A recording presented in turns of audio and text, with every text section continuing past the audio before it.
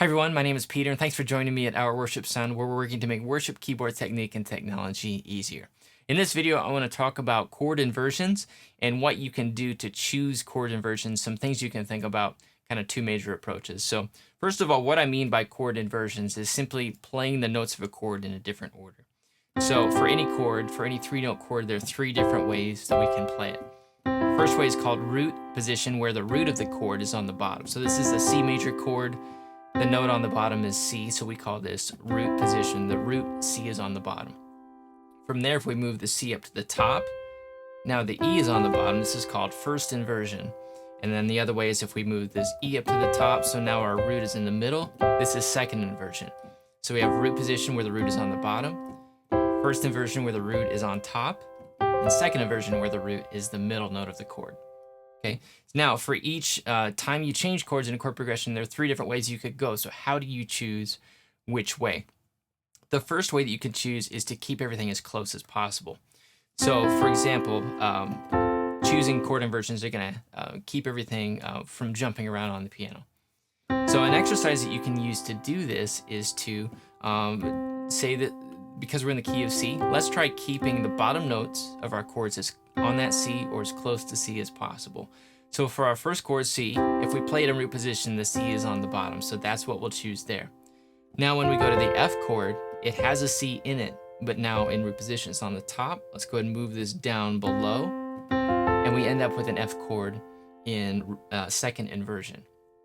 So if we look at the transition from C to F, we see that we keep the C in the same spot, and we just have to move the upper two fingers up a note.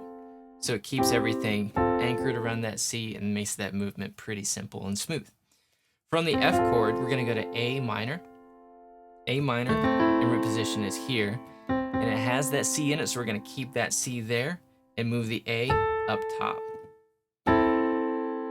So now as we're coming from the F, all we have to do is change that middle note. So again, it's a nice, simple, and easy and smooth sounding movement from the F chord to the A minor chord. So far, we've kept C on the bottom of all of our chords. We have C, F in second inversion, A minor in first inversion, and the C is on the bottom for all three of those. Now when we go to play the G chord, we have a decision to make because there's no C in this chord. So we're either going to have to go from A minor here down to G in first inversion, or we'll have to go up to the second inversion form of G.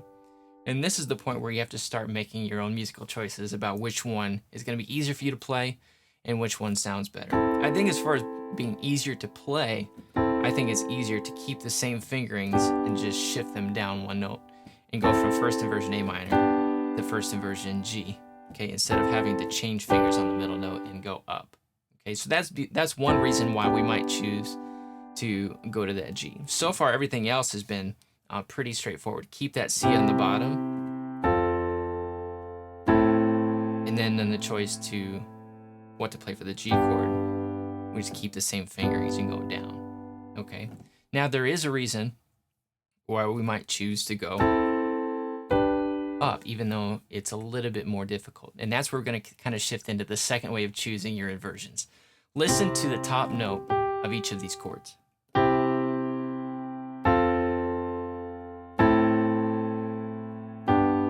I'll sing it this time so you can hear them more easily.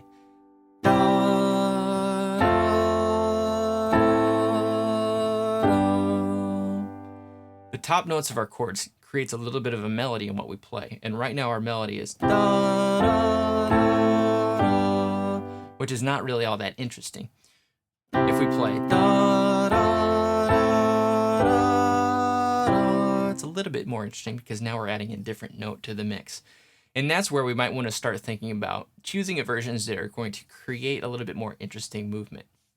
Okay, so where we might use these different techniques. First of all, if we're trying to keep everything close, that's a really good technique to use when you're either singing or you're playing more of a background role in the song. Okay, so you're letting somebody else do something interesting, and your role is just to kind of provide a foundation in the background. And so you want to just keep things nice and consistent and smooth from one chord to the next. Or you're singing and you don't have a lot of attention to play to jumping all around the keyboard. So that's where keeping everything close is a really good thing to do. The second way of choosing inversions that are going to create a little bit more interest is good for when you are the one who's going to be doing something a little bit more exciting in the mix, or you have time to think about jumping around and doing that kind of thing. So in order to do this, we kind of need to be able to know what these chords are going to sound like before we go to the next one. So if I'm playing a G here and I'm listening for the top note of my chord, if I go up to F in second inversion, da, I know that's going to sound like da, okay? But if I were to choose a different form of F, how about if I jump down to F in first inversion? Da, da. Okay, so not a real big movement there. Let's try starting in a different place. Let's try here, and then I'm going to go up to F with the top note of the F chord being on the A. But I need to know that it's going to sound like da in order to create thoughtful melodies with my top notes. So there are two things we have to do in order to make this happen really well. One is we need to get used to what each note of the scale sounds like. Okay, it's kind of a do re mi thing. If you know solfege, it's do re mi fa sol la ti, or you can think of it as 1 2 3 4 5 6 7. But get used to thinking about, okay, what note am I playing in the scale, and what does it sound like? Okay, because without that, we're just kind of being random with what we play. And in order to create really good melodies, we have to develop that skill to know what these notes are going to sound like. 1 2 3 4 5 6 7. Okay, so what we can do is let's start the progression down here. Da, da, da, da, and I end up with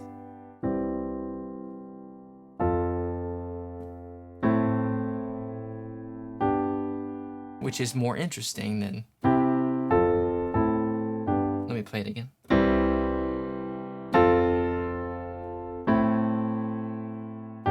Or even I like this maybe.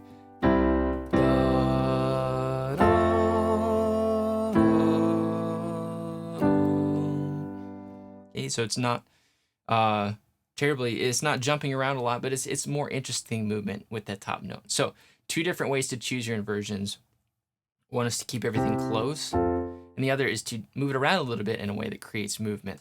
To get a handle on both of these, you're going to really kind of need to understand some music theory things, what notes are in the scale for the key that you're playing, and start to get used to what those different notes sound like. I have a couple things to help you out. One is a course called Fluent Piano Melodic, which what it does is it takes just small groups of notes, and we really kind of break it down so you get used to what the first note of the scale sounds like, the fifth note of the scale, the seventh note of the scale. And so you really begin to learn those notes and how they sound and how they function within the key. So that course is available if you check out OurWorshipSound.com/fluentpiano. You can see that melodic course there. The other thing I want to give to you is a music theory guidebook, and you can find that at OurWorshipSound.com/music-theory. And that's a free PDF that'll give you some resources and some information on what you need to be able to really identify the key that you're playing in, and to get a handle on some of these music theory concepts that you need to apply these concepts in a thoughtful way. You know, not just playing inversions close all the time, but developing your melodies and creating some interest in your chord progression. So that music theory guidebook is at OurWorshipSound.com/music-theory, so you can grab that. And also, if you sign up for that, you're also going to get in the line for some other videos, some really good teaching videos that I have available that I'll send out to you. One is on chords, one is on rhythms, and one is on creating expression through melody. So really good videos. You'll want to check those out if you haven't already. So again, check that out at OurWorshipSound.com/music-theory. I hope this was helpful. Thanks for watching. We'll see you soon.